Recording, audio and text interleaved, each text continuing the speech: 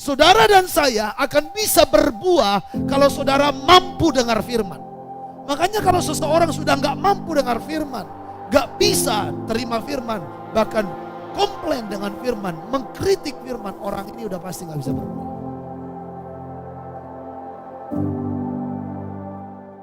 Jadi kita mau pelajari, ada buah yang diminta Tuhan dari kita. Buah itu saya sebutlah itu buah yang baik. Jikalau pohon itu tidak menghasilkan buah yang baik, pasti ditebang dan dibuang ke dalam api. Itu makanya kekristenan tidak cukup hanya percaya Yesus lalu amin selesai.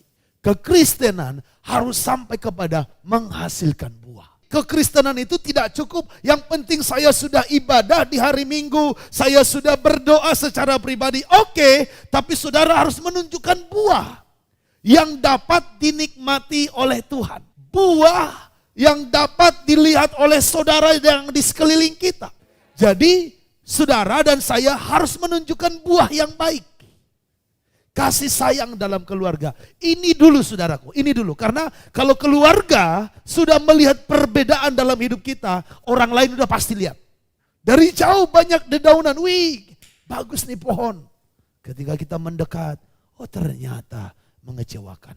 Jangan sampai jadi anak Tuhan yang dari jauh kelihatan rohani, ketika orang dekat terhadap engkau kelihatan bahwa kau rohana semuanya. Apa itu buah yang baik? Buah yang baik itu adalah melakukan kehendak Bapa yang di sorga. Makanya kalau saudara mau menghasilkan buah, kejar apa sih kehendak Tuhan, apa sih maunya Tuhan. Kata-kata saudara harus beda dengan orang yang tidak mengenal Tuhan. Dengan orang yang tidak beribadah. Yang diucapkan mulutnya meluap dari hatinya. Jikalau orang itu baik, tidak mungkin memperkatakan hal yang tidak baik. Menjadi pertanyaan, kalau begitu Pak, bagaimana supaya kita berbuah yang baik? Saudara dan saya akan bisa berbuah kalau saudara mampu dengar firman. Makanya kalau seseorang sudah nggak mampu dengar firman, gak bisa terima firman, bahkan komplain dengan firman, mengkritik firman, orang ini udah pasti gak bisa berbuah. Kalau saudara masih berdoa pribadinya, masih mut-mutan, hanya sebentar saja, ya, mereka tidak berakar dan tahan sebentar saja. Gak terus menerus, gak continue, gak bertahan apapun yang terjadi, maka tidak akan ada buah. Jangan saudara, Pak, sudah setengah tahun loh Pak, saya setia untuk 1 jam sehari yang Pak Gembala bilang. Gak terjadi apa-apa. Udah jangan bertahan sebentar. Terus harus berakar kuat. Kalau saudara belum melihat mujizat sementara kamu sudah berdoa, itu artinya Tuhan sedang latih saudara untuk punya akar yang kuat. Tanaman itu kenapa tidak muncul ke atas? Karena apa? Akarnya belum kuat di bawah. Ketika akarnya sudah kuat ke bawah, dapat mencari sari-sari makanan dari dalam tanah, maka pohon itu akan muncul ke permukaan.